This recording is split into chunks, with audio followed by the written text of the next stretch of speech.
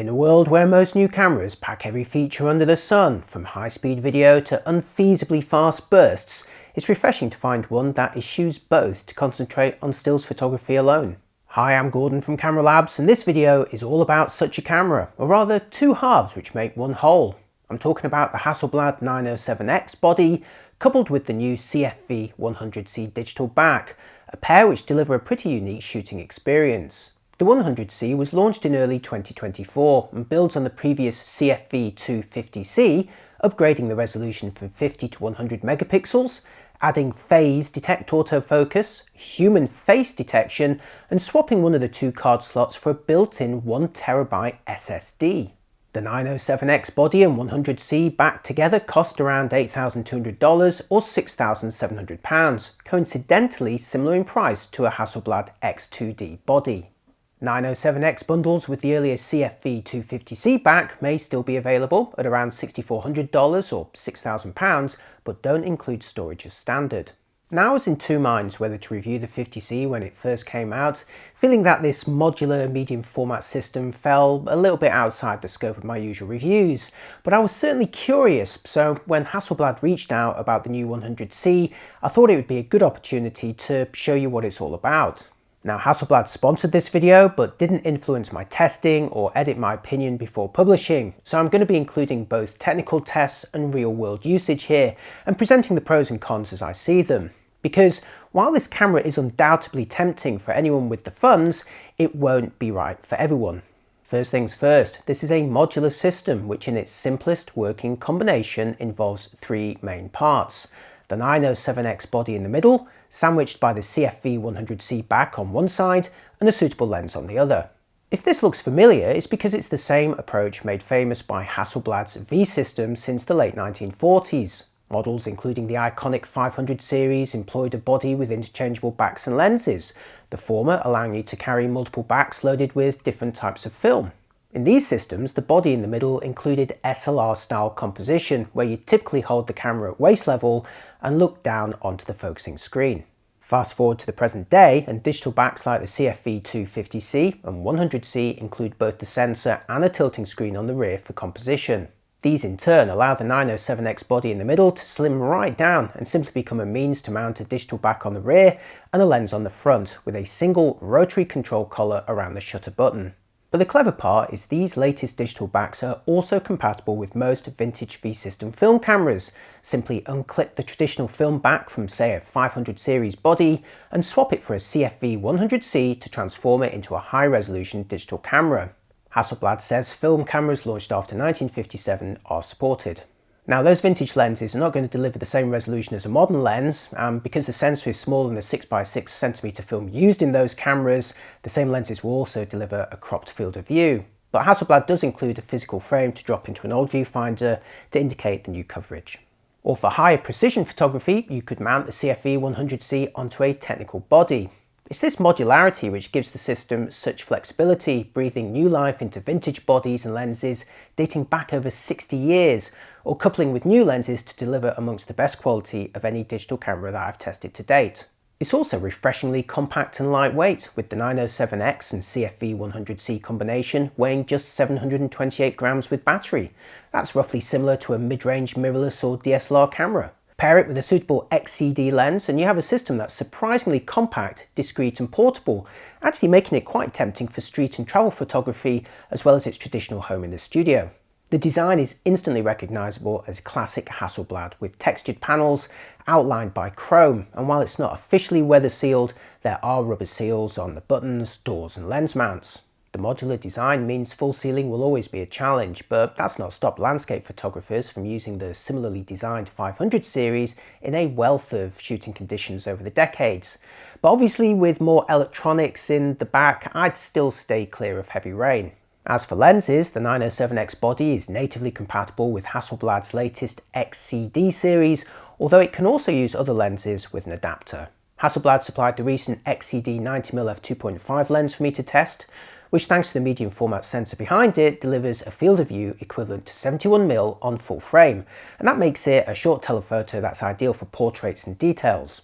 Like all XCD lenses, it employs a leaf shutter, in this case supporting speeds up to 4,000th of a second, and allowing flash sync at all these speeds. This is a real benefit shared with the X2D and a key advantage for strobists over the focal plane shutter of Fujifilm's GFX system with its maximum sync speed of just 125th of a second. At the heart of the CFV 100C is a 100 megapixel medium format sensor measuring 43.8 by 32.9mm, giving it 1.7 times the surface area of 35mm or full frame sensors, and therefore wider coverage from the same focal length lenses. Note there's no video capture on the 100C nor the earlier X2D for that matter. These are pure photography cameras only. If you want video on a 100 megapixel medium format, check out Fujifilm's GFX series. The CFV 100C shares the same sensor as the X2D, and almost certainly Fujifilm's 100 megapixel GFX bodies, although unlike either of those models, it does not include sensor shift stabilization, or IBIS for short, as it simply couldn't be accommodated within this format. This means you'll need to be extremely vigilant when hand-holding the camera, as even the tiniest wobbles will compromise the potential resolution, and this means using faster shutter speeds than you may think. If you're using auto ISO, it's possible to set a minimum shutter speed as a multiple of the lens focal length, and I'd suggest using at least 2 times. Cupping the camera in both hands and keeping your elbows pushed nicely into your body is going to help, but ultimately this is a camera that benefits from being used with a tripod. At first I found this a little disappointing, as the compact size and weight really does encourage you to use it for street travel and more casual shooting, but I did find that you could greatly improve stability by simply leaning against walls or posts, or resting the camera on a variety of platforms, benches, tables and bollards. If you're in an urban environment, there's often lots of options at around waist height, which is how you tend to shoot with the camera anyway. I also found my Feisal TT15 mini tripod worked a treat with the 907X and CFV 100C, allowing me to more quickly frame up a shot while enjoying the stability of a tripod. I often left this attached to the body, which let me set up and shoot faster without the worries of hand holding. In terms of resolution, the maximum image size in the full 4x3 format is 11656 by 8742 pixels, although a variety of crop modes allow you to format your photos ready for presentation at popular print or display shapes. I was particularly fond of the 65 by 24 X-Pan mode, which crops the image vertically into an ultra-wide shape, ideal for panoramas, albeit of course with reduced vertical resolution. Here's another example in the full format, before switching to the X-Pan version. Note that this crop is applied to compressed files and it leaves RAWs recording the full shape. Speaking of which, images can be recorded in RAW, RAW plus JPEG, JPEG alone, RAW plus HIF, or HIF alone. There's no further compression options available, so 8-bit JPEGs typically measure between 30 and 50 megabytes each, while 10-bit HIFs exploit greater efficiency to squeeze in closer to around 20 megabytes each. Meanwhile, RAWs work out at around 200 megabytes each, and you have the choice to record them in 14 or 16-bit tonal depth. Now, shooting in 14-bit RAW won't produce smaller files, but it will allow the camera to shoot faster bursts. In my tests, I measured an 11 frame burst at 1.8 frames per second for 16-bit RAW, or 2.7 frames per second for 14-bit RAW.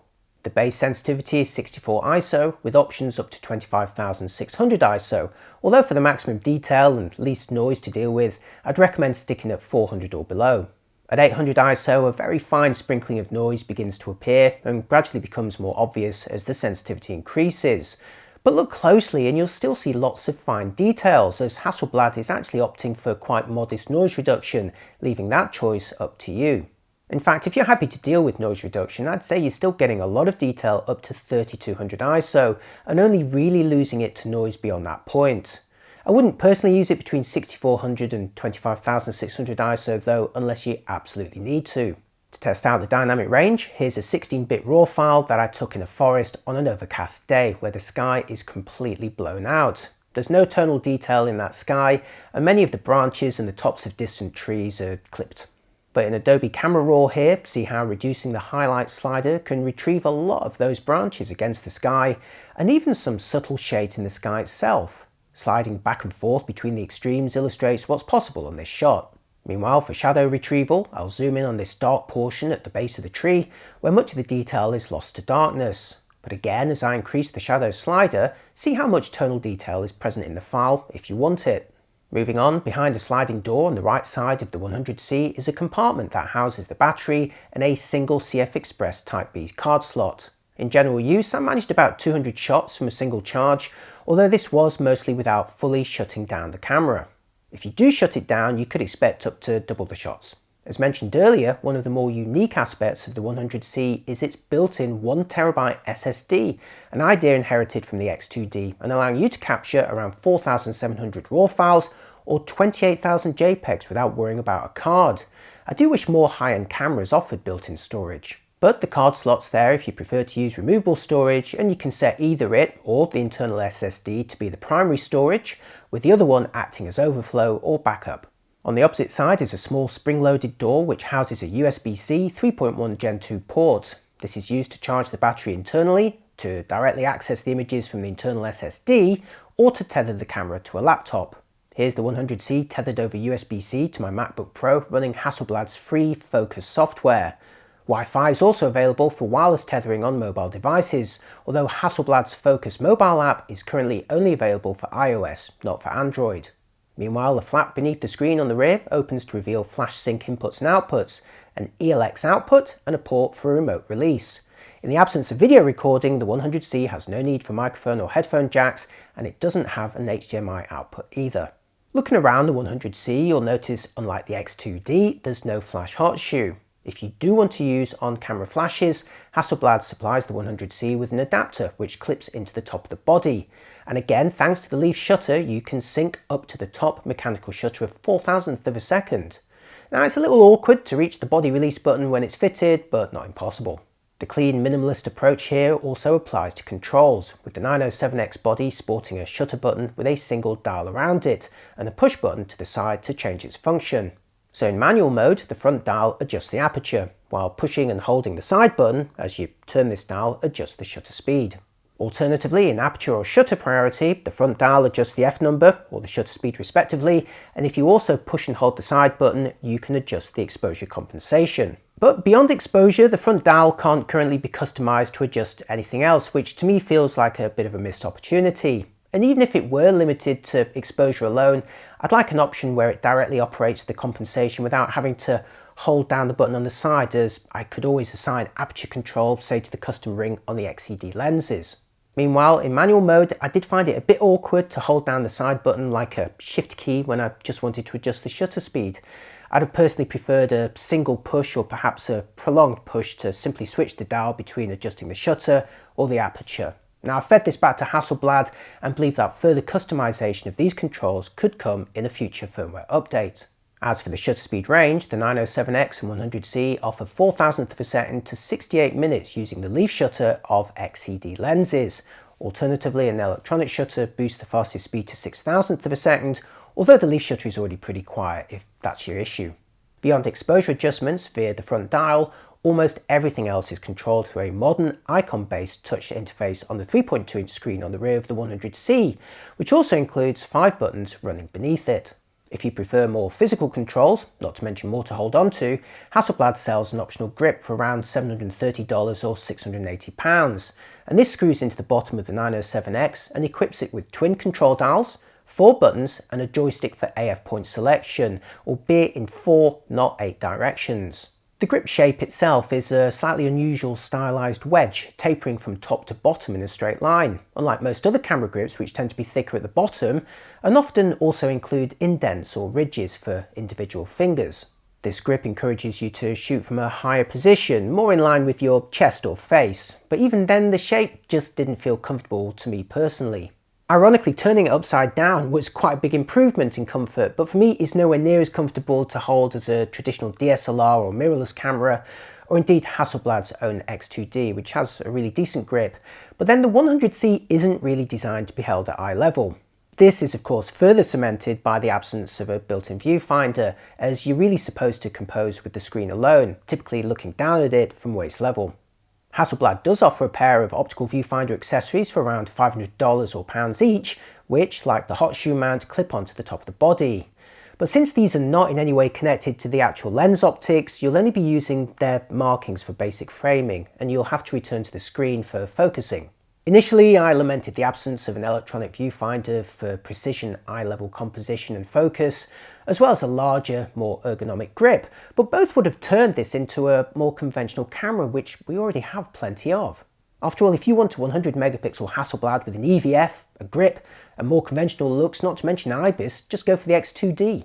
Instead, the 907X and 100C represent a different proposition, a camera that's designed to not only look different, but handle differently. So rather than try and make it something that it's not, I actually feel that these accessories prove that it was already doing just fine how it was. So rest the body in both hands at around waist height and compose by looking down at the screen for that classic perspective. Of course, if you're going to be relying on a screen alone for all composition, focusing and navigation, it better be good. And luckily the 100C screen does deliver the goods. The large 3.2-inch panel matches the native 4x3 shape of the sensor, so there's no letterboxing unless you opt for one of the crop modes. The panel is hinged at the top, allowing it and the buttons running below it to angle upwards by up to 90 degrees for comfortable waist level shooting. There's also a notch at the 40-degree angle for when it's held a little in front of you, and there's enough friction to hold the screen at pretty much any angle in between if preferred, handy for reducing glare. Pushing the circle button below the screen cycles through various display modes, including completely clean, before superimposing basic exposure information, a brightness histogram, grid guidelines, a focus distance scale, or leveling graphics. The 1024x768 XGA resolution delivers a detailed image that's easy to confirm focus or make manual adjustments, with the 100C also offering peaking, magnified views, and a neat circular indicator, all providing useful manual focusing assistance. As someone who shoots more outside than in, I was initially a bit concerned about the screen's visibility, but it is very bright and it proved easy to view in sunny conditions, especially if you angle it to minimise any reflections. That said, if you're coming from an electronic viewfinder, I would suggest a period of getting used to it for judging exposure, as well as trusting the built-in histogram and the camera's metering system. I sometimes felt that my images looked a tad underexposed on location, only to find them looking absolutely fine back home. Meanwhile, the user interface makes good use of the touchscreen with a thoroughly modern icon-based approach. During composition, with the basic information view, you can tap on the white balance icon in the top left to bring up a list of options to scroll through, while tapping the ISO value on the top right lets you tap through a list of sensitivities. For greater options, swipe down from the top to present a clear view of all the current settings, most of which can then be tapped for direct adjustment. For example, in the lower left is the exposure mode, while at the top are the autofocus options. The latter include automatic or manual face detection, more about which in just a moment. For more options, swipe left to reveal a page with 10 clear icons, allowing you to drill down into exposure, focus, quality and crop modes, along with various custom and setup options. It's a refreshingly clean, clear and simple system compared to the countless pages of menus on many rival systems, and I feel that a lot of companies could actually take inspiration from this approach. Moving on to autofocus, there's two main options, single area or face detection. Here's how the single area looks when refocusing between the bottle and the wall behind it using the XCD 90mm lens at f2.5. Here is taking roughly a second to pull focus, with the phase detect system behind the scenes allowing it to mostly avoid wobbling to confirm. It's clearly not as fast as most DSLRs or mirrorless cameras, but it's not slow either, and it did feel perfectly usable for general operation. It's also easy to reposition the AF area by touch, and there's two AF area sizes to choose from, albeit no auto selection of non-human subjects. You have to tell the camera what you want it to focus on by placing the box over it. Here's another example in lower light with the 90mm lens again at f2.5, where it's still achieving focus without issue. Switch the AF system to face detection and the 100C will attempt to recognise a human subject anywhere on the frame, placing a white box around their face, which turns green to confirm focus when you half press the shutter button. Do note, however, that despite having a phase detect system, the 100C does not support continuous autofocus.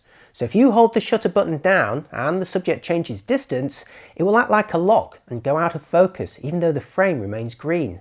So if the subject does move, you'll need to let go of the shutter button and push it in again to reacquire focus. Obviously, this means you're going to have to be careful during a portrait shoot compared to a camera with continuous autofocus, which could always be making adjustments for you. Oh, and if you have multiple faces on a frame, only one will have a box around it, but you can simply tap another one to make it the desired target instead. The face detection does a fair job at continuing to recognise subjects turning more to profile, and while there's no visible frame over an eye, I did find that the camera was generally locking onto the closest eye in the image. To illustrate this, here's some portrait images with the 100C and XCD 90mm, all at f2.5 and using automatic face detection alone to find and focus on the subject. These were all shot at 400 ISO, by the way, where there was still loads of detail. Okay, now for my verdict, during which I'll show you a selection of images, all JPEGs, straight out of camera with no adjustment or post-processing, and I'll add a selection to download via my review page at cameralabs.com. It's easy to be seduced by the 907X and CFV 100C. This compact combination looks gorgeous, and by avoiding the feature frills of most modern cameras, delivers a genuinely pure and compelling photographic experience. By adopting the V system, they nod back to a classic period when things were simpler without distractions of video and pages of AF menus. I'd also suggest forgetting about the eye-level accessories and using it as intended, resting the body in both hands at waist height, looking down at the flipped-up screen and living your Hasselblad fantasy. In general use, you really can get away with the single exposure dial, yet there's nothing dated about the icon-driven touch interface if you need to delve deeper. The modularity also gives it great flexibility, allowing you to mount the digital back onto classic V system bodies to breathe new life into vintage lenses, or for more precision, mount it onto a technical body. Or to maximise the quality and convenience, just pair the 100C with the 907X body, fit a modern XCD lens and enjoy some of the most detailed and naturally processed images that I've seen, all stored in the built-in 1TB SSD if you like. I was struck by the look of the out-of-camera JPEGs, packed with detail, yet bereft of sharpening or other artifacts. This is all part of Hasselblad's natural colour solution, delivering excellent image quality without ever looking digital or heavily processed. So it's hard not to be tempted, especially with the compact size also making it potentially attractive for street and travel photographers. But it is important to also consider what this camera cannot do and whether an alternative, like Hasselblad's own X2D, could be more appropriate for you. Now, some criticisms or limitations are simply down to the core philosophy of this form factor. There's no built-in viewfinder, as it's designed to be compact and held at or near to waist level as you peer down at the flip-out screen. And again, this intended operation rules out a conventional grip or a plethora of controls too. Sure, there are optional optical viewfinder and grip accessories, but in my opinion they serve more to illustrate why you shouldn't use this camera at eye level. As for more modern features, the lack of video is unlikely to bother the target audience. In fact, many will consider it a plus point. But the absence of continuous autofocus is a bit of a shame, as it really can help maintain focus on portraits of subjects who aren't staying absolutely still. Remember, if you want to exploit those 100 megapixels, there is little margin for error and you should welcome all the help you can get. Which leads me to arguably the biggest issue of the 907X and CFV 100C for anyone thinking of shooting it handheld. It's the only 100 megapixel medium format camera not to include IBIS. Now, Hasselblad does of course have an IBIS unit in the X2D, but it couldn't be accommodated in the 907X and CFV 100C. Now, even with IBIS, 100 megapixels can be unforgiving on technique, but without any stabilization at all, there's simply no getting away from the fact you'll need to be extremely careful when shooting with the 100C if you want to exploit its tremendous potential resolution. Sure, you could just ramp up the shutter speed to eliminate any shake, but this in turn could result in higher ISOs with a corresponding loss of ultimate quality. The bottom line is to maximise the quality from the 100C, you'll really need to mount it on a tripod, or at least look around for handy bracing or surfaces you can rest it on. Now, in some consolation, the body is sufficiently small and light to get away with a fairly modest tripod, and I actually enjoyed good results with a mini tabletop model, but for pure handheld work, you'll need to be very careful indeed. Now, while some of these issues may rule out the 907X and 100C for you personally, I'm not holding them against the camera, as it's not trying to be a feature-packed model that appeals to everyone. If you want the same photo quality in a body which does have IBIS, an electronic viewfinder, a decent grip and more controls, just go for Hasselblad's X2D at a similar price. And if you're happy to trade the leaf shutter and fast flash sync speed for video in this format, Fujifilm's got you covered. And if you want a high-speed camera for action, there's any number of full-framers to consider. So with this much choice out there, I'm glad that Hasselblad has kept the 907X and 100C clean and simple. A design concept inspired by decades of heritage, but capable of delivering some of the best digital images around right now. It all adds up to a unique shooting experience which will inspire and delight pure stills photographers. I certainly loved my time with it. And that's it for this video. I hope you found it useful. Let me know what you think in the comments and which medium format solution would be best for you. And if there's any existing 50C or X2D owners out there, I'd love to hear your insight into your real world usage. Thanks for watching, and I'll see you next time. Bye bye.